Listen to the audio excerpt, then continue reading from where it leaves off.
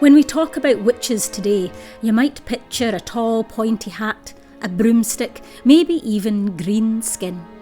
But these fantastical depictions of witches are far from the truth of the matter. For close to 200 years, Scotland suffered from a witch craze. Those accused of witchcraft during this time were regular people. Agnes, Galis, Janet, John, they were just like you. So what caused this paranoia, and how was one accused? Today we're here to talk about the real history behind the myths, the truth behind the Scottish witch trials. Viewers here might be familiar with the concept of the Scottish witch trials, or maybe the early modern European witch trials. But do you want to give us a little bit of context as to what the so-called witch craze was in the 16th and 17th centuries? And then also maybe the role that Edinburgh specifically played in it. Yeah. So obviously it's a massive, massive subject. But here in Scotland, in 1563, we had the first Witchcraft Act created, and we can maybe go into a bit about what that is, but essentially it meant that witchcraft was punishable by death, and that lasted until a period of about 200 years of people being accused of witchcraft and many people being executed for witchcraft. And there were various peaks, which we tend to call panics, which tied in with various events in Scottish history that were going on. But from the figures, the information that we have, we've realised that we were very prolific here in Scotland. So we have names of almost 4,000 individuals who were swept up in this witchcraft panic, and we believe, we don't have all the records of executions, but we can make educated estimates that there were around 2,500 people executed as witches in Scotland. So that puts us as 5 times the European average per capita. And here in Edinburgh, although we didn't have many witches ourselves, dependent on how you count it and how you class Edinburgh at the time, it could be as few as 9. But people were brought to Edinburgh from lots of surrounding areas because we here had the courts that we did, the lawyers that we did, the experience apparently that we did. So that meant that huge numbers, hundreds of people were having their interrogations happening here in Edinburgh, and many of them were executed here in Edinburgh as well. I guess we have a lot of kind of preconceptions as a society as to what would have led to an accusation of witchcraft. What could have led to someone being accused of that? Yeah, there are all kinds of things that could have led to that. Sometimes I think we can get caught up a bit too much in the mythical side of it. We think about, if you're just left-handed, that was enough. If you had red hair, that was enough. If you were caught talking to your cat, that was enough. You had a familiar. In actual fact, although these things might be part of a bigger picture, if you look at the records that we have where we know why people were executed, what was being used as evidence, it wasn't all healers, for example. The most common one seems to be quarrels. So if, for example, you had an argument with one of your neighbours in a fairly public setting, and that person had then gone home and they developed a fever, or let's say their cow stopped producing milk or as much milk the next day, then people would think back to this argument that they'd had and think, oh, that person must have affected me because they were angry with me. And so an awful lot of what led to these accusations was just day-to-day life, and maybe being argumentative, perhaps having a reputation. So if you were known to be, we have a fabulous story from here. I say fabulous story as in to get into all these examples. The poor woman Agnes Finnie, who was a very, very argumentative shopkeeper, and when you read some of these things against her, you think this may well have just been a kind of hot-headed businesswoman who was trying to get by, and the things that she said led to her being accused of witchcraft. So you didn't have to be dancing around in the forest around a fire. Although if you did do that, then that could get you accused. I was reading recently about a man who accused 3 women. He'd seen them dancing around a fire, and the next day his horse died. So that obviously meant that there was witchcraft involved, because obviously that's what that is. So although some of them have these the kind of stereotypical images that we might have seen portrayed in media, and sometimes all you needed was a bit of a reputation or a bit of a strong personality, and that could lead to all kinds of accusations. Yeah, and was it only women who's being accused, or were there men who were accused during this time as well? Absolutely, men as well. Yeah, absolutely. Not as many. So the figures that we have tell us, so all those names that I mentioned, of course, we can't always tell if that would have been a male or female. Sometimes it's not obvious, but at least 84% of them are women, or were women. But that means, yes, that absolutely were male witches, and they were called witches as well at the time. You know, people talk about warlocks or wizards, but generally they were perceived as a witch as well. Interesting. And I know I've heard, and maybe anyone who's viewing here has also heard, rumors of people who had a working knowledge of either scientific or possibly folk medicine or healing could have been accused. Is that true? Yes, yeah, it absolutely is. There are a lot of those cases, people using healing medicine, people using charms. Interesting though, it's not the majority. I think that's an idea that we've come to develop, is that that's who most of these people were. There are theories that this was in a way punishing those who had that knowledge, so that it could be held by the few with money and who were charging for their services. But of those records that we have, only 9% actually have some kind of healing or midwifery associated with the charges against them.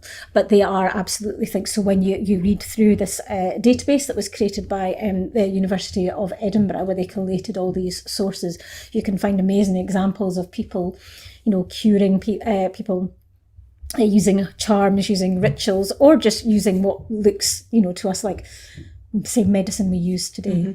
But yes, they are the minority. And so people who possibly utilized people who were accused of witches, who were healers, could they also be kind of persecuted under the Witchcraft Act just for utilizing someone's services? Yes, so the Witchcraft Act stated that witchcraft, necromancy and sorcery were all punishable by death, not just the witch themselves, but the people who consulted with them. So there were, I believe, a great number of the Erskine family, who were quite a prominent family, they were executed at Armagh Cross, actually, because they had consulted with witches. Point about healers, especially, is that a physician was an incredibly expensive thing to have. You would go to your local herbalist equivalent, rather than go to a physician. So yes, absolutely. In order to heal yourself, you were at risk. If your local wise woman was somebody who did get accused, then that could put the population in all kinds of trouble, I suppose, because they wouldn't have these people to then turn to. Yeah. So kind of speaking on the socioeconomic, but also kind of societal situation at the time, what was going on in Scotland with there's a lot of religious upheaval at the time, right? Yes, a lot. We could go, there's several different peaks. But when it all starts is 1563, as I mentioned, and that's the Protestant Reformation, when John Knox is basically shifting the faith here in Scotland. So we'd been essentially a Catholic country for a very long time, and he brings in Protestant, he brings in the Presbyterian Church. So that is a huge, huge shift. And of course, not everybody wanted to leave their Catholicism behind. And the monarch at this time, for those who know, will already be smiling, because it's Mary Queen of Scots, who was absolutely Catholic and had no intention of changing. And of course, at that time, the church was, everybody was religious. Everybody was Christian in some form here, essentially. So this was a major upheaval, and it affected, so that these acts, so the Witchcraft Act, that's not just something that the church passes. This is, as I say, punishable by death. This is the church are literally laying down laws. So there was a lot of negotiation between the Crown and the Church and Parliament as well, in terms of who has what power. If we're shifting, if we're making these religious changes, then who can affect what powers over the people.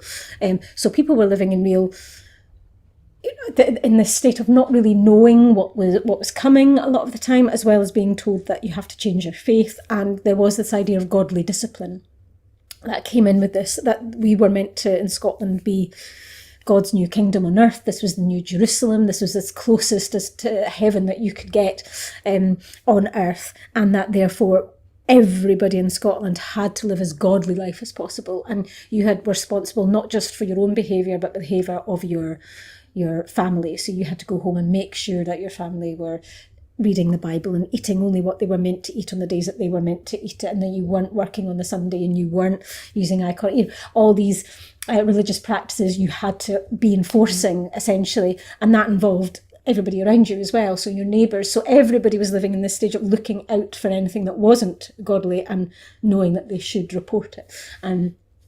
And of course, that means that if we are going to be God's kingdom on earth, then God's enemies are going to want to influence that, which means we are going to attract the devil. The devil is going to want to be in Scotland, is going to be trying to infiltrate all of this and corrupt as many people as possible. So not only is everybody trying to be as godly as possible, and prove that their way is the right way, that they are worshipping correctly, they are also looking out for people who are with the devil and against them. So it really did.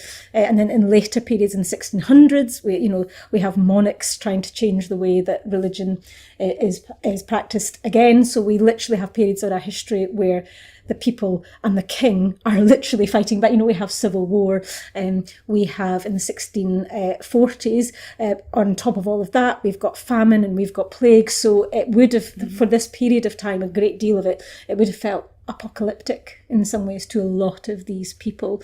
And of course, they're therefore looking for people to blame, or if someone turns around and says it's witchcraft, then people might even have a sense of relief because, that's why everything's going wrong, it's because of witches, let's get rid of the witches, and then things will be better, instead of actually thinking, maybe all this religious argument isn't doing us the best.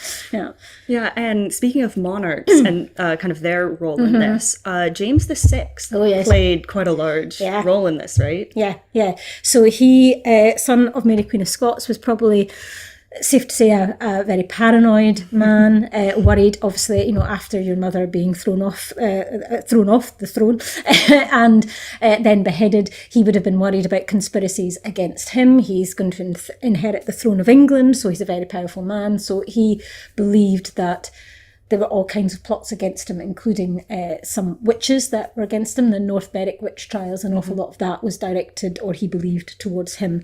And he started to personally interrogate a lot of these accused people. And he literally wrote the handbook. He wrote Daemonologie, which is basically a book about witches, the existence of witches, how to find them.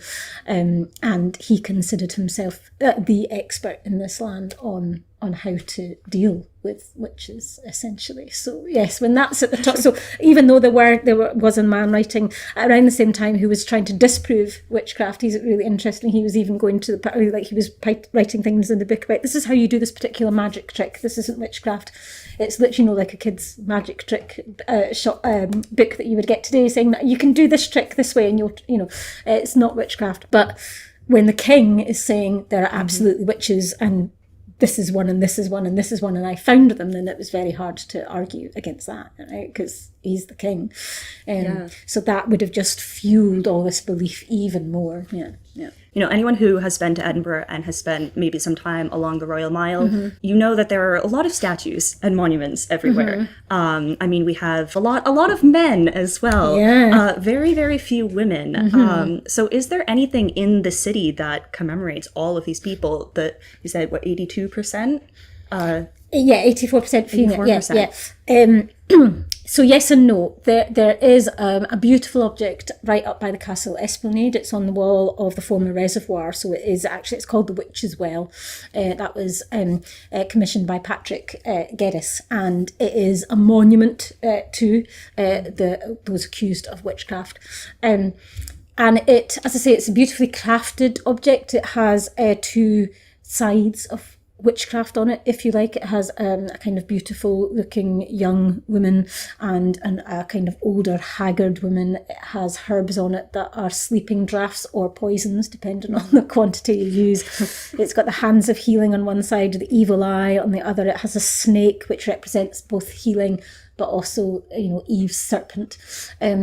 So it's telling the two sides of witches, if you like. However, as we've been talking about, there's far more to it. So this monument, although it's in quite a prominent place because it's very close, basically the Esplanade is where the majority of witches that were executed in the Edinburgh area, that's where the executions were carried out. So in some ways it's a very moving object in a very appropriate location, but it's small. A lot of people have no idea it's there.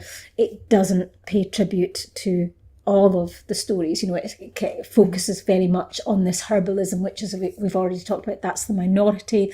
It focuses only on the females, and although of course they are the majority of females, it's not something that says, we accused almost 4,000 people and potentially executed 2,500 people for belief in the devil, or we believed that these people worked with the devil at the time. So whether it's fitting, perhaps we should have something else. There is a current campaign, as I'm sure lots of people watching this may know about, that hopes that we can have a national memorial somewhere. So we know that obviously both men and women were accused of this. Is there any kind of specific stories of people that you've read about that really sticks out in your mind, or that you look forward to being able to tell the story of? Yeah, there's so many, and every time I do a little delve I find more and more. There's just incredible stories out there, but the ones that we do on our tour so we decided that we would keep that to Edinburgh people, and that has been really interesting, looking into those who were accused in the city. There's less people accused in the city generally than in rural areas. So stories of Agnes Finnie, who was the shopkeeper that I mentioned earlier, with apparently a bit of a temper on her. Her story is fascinating because she had about 20 charges of witchcraft against her, and it had taken 28 years for people to accuse her. So that in itself raises all these questions. Then there's Janet Boyman, who is one of those who considered themselves a healer. I believe she called herself a wise woman, but she's somebody who we talk about a ritual that she essentially carried out to heal people that is mentioned in her trial records. We have an actual example of her healing, and then we can talk about what happened to her. It didn't end well. And then we talk about the Weirs as well. Major Thomas Weir, who is quite the character, has quite a reputation to this day. Interestingly enough, it doesn't actually seem to have been technically executed as a witch, but everything that was going on at the time and in that case, if it was anybody else, then they probably would have been pointed the finger at, and accused of witchcraft. And he's certainly, in Edinburgh memory, he's absolutely considered one of the worst of the witches. So we've got a real mixed bag of these stories on the tour. But I'm curious, so if you do go back and read through the archives and the kind of database that the University of Edinburgh has put together, which is phenomenal, if anyone wants to just spend some time looking through, they have an interactive map. It is just absolutely incredible. But you see in a lot of those trials, and a lot of the information that they have, that people actually admitted to being witches. Yes. And do we have any kind of theories as to why people would admit to that sort of thing? Yeah, there's a lot of theories. For a start, and I'm sure a lot of people will be aware, a lot of these interrogations were physical interrogations. These people were essentially being tortured. So people would potentially say anything in order to make the pain, stop. We know that even from more modern day examples, when tortures are used, that people will just speak in order to make the pain lessen. They're not necessarily giving you the truth. There's also some of the interrogation methods that are used, so sleep deprivation was the most common here in Scotland, and if you go for long periods of time, in fact it doesn't even have to be that long, if you go for a few days without sleep, then it has all kinds of effects on you. You might eventually get to a stage where you are hallucinating, where you are delusional. So there's the possibility that people were believing the things they said, or just talking and not realising what they were saying. And I find it absolutely fascinating that in the trial records, what is recorded in terms of what the accused people say is down there, but not necessarily the questions that were asked. So we have no record of how leading these questions were. So, for example, there's a huge difference between somebody saying, tell me what happened on Sunday night down at the kirk, and somebody then suddenly coming out with all this information about devils and dancing and other people who were there. But if all that information is given to you, did you meet the devil in the kirk? Was Bessie there? Was Elizabeth there? Did you dance with the devil? Did the devil touch you? Did the devil ask you to do any of these? All that person then needs to say is yes. yes. So you can imagine that an awful lot of these people were saying these things because either they were trying to stop the pain, they were trying to escape the pain, or it was about self-preservation in a way to make this stop, to make it end, to make it to somehow think that, well, if I give you this, then my situation is going to improve, or it's pure delusion and they didn't know what they were saying. So all kinds of reasons, but I don't think any of these confessions were necessarily coming from places where they had made a decision that, oh no, I'm going to confess. We do know that, so later on in the 1660s, a man called George Mackenzie is starting to become a bit of an advocate for those that are being put through these trials, and he speaks to a woman who confesses, and she admits to him later that the reason she confessed was not because she believed she was a witch, far from it, but that she knew her neighbours believed she was a witch, so that if she was found innocent and she was then left to go and live her life, that her life would not be worth living because her neighbours would turn against her, she'd be ostracised, if she had any kind of life, it would need to be, picked up and started from scratch somewhere completely different. So she decided, no, I'm going to confess, because being presumably strangled and burned is going to be a better choice than carrying on with my life. So, yeah, lots of reasons why people confessed, and none of them pleasant. Yeah, it's rather a heavy topic. It's nice to kind of dive into that true history behind these, because I think, when someone says a witch, you typically think of, the pointy hat and the broomstick, and there's a lot of kind of iconography that comes to mind when you think of that. But that terminology, witchcraft, has a very kind of specific dark history, kind of horrific in Scotland's history, and so it's nice to be able to dive into that truth. Absolutely, I think it's so important that we do it, because as you say, the word witch now means something very different to us, including to myself, but to know that word was used the way it was for so long, that so many people were killed over this word, means we need to now go back and correct that and start to bear witness to these stories. Despite how dark these stories are, it's important that they are told and heard. Join us on a history tour of Edinburgh and walk in the footsteps of Scotland's accused witches and other often forgotten people.